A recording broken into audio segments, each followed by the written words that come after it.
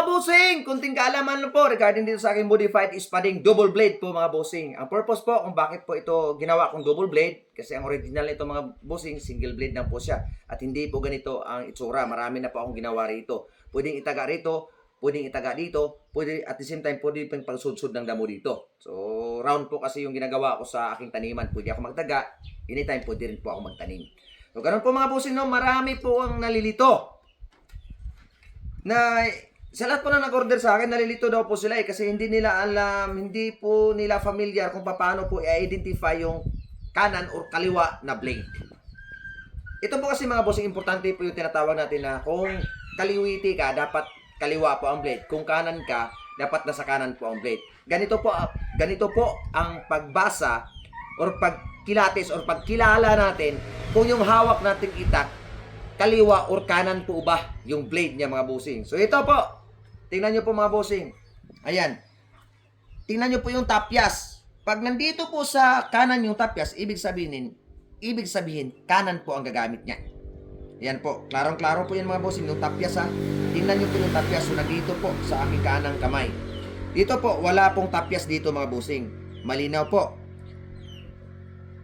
Double blade. So ito pag hinawakan natin mga bossing, nandito po sa kaliwa ang tapyas pag ganyan po. Pero yung ihahampas natin is ito. Ha? Pero pag dito titingnan natin, nasa kaliwa. Kaya nalilito yung iba.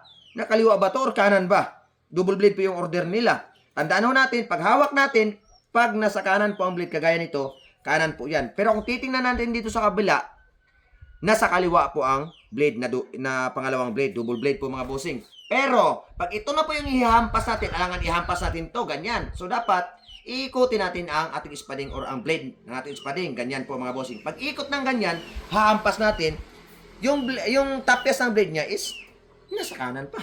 Nasa kanan pa rin. Ibig sabihin, sakto po yung aking bossing. May nalito po kasi 2 beses na yata yung customer na nalito nakipag-argue po sa akin na mali yung sinend ko.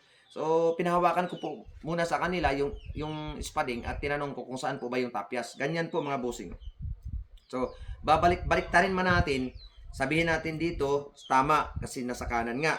Samantalang dito, kung titingnan natin ganyan, nasa kaliwa. So, malilito ka talaga. Pero pag ito na po yung ihampas mo, hindi naman pwedeng magaganyan-ganyan ka lang na maghampas yan eh. So, dapat mayroong direction yung hampas natin. Ganyan, ganyan. So, ayan, klaro po ha. Babalik-baliktarin naman natin yung double blade na yan. Pag sinabing, kanan ka, kanan ho talaga yan. Kanan po talaga yan mga bossing. Ang purpose po ng double blade, halimbawa, ito yung ginamit mo sa kabilang blade. Tapos, tumama sa bato na purol. Mayroon ka pang lakas na mag-continue pang magtrabaho. Pero dahil nga tumama na sa bato na purol po, kung single blade lang po mga bossing, so kailangan mo na maghasa. Wasting of time po.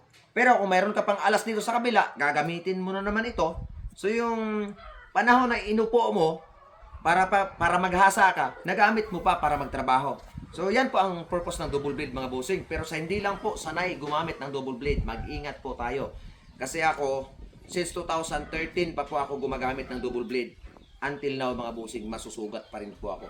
Lahat ng mga spading na nandito po sa akin, na napunta po sa inyo mga bossing, double ingat po tayo kasi sharp po yan lahat. Delikado po yan. Pag mahulog yan sa inyong mga paa, delikado po, masusugat at masusugat kayo yan.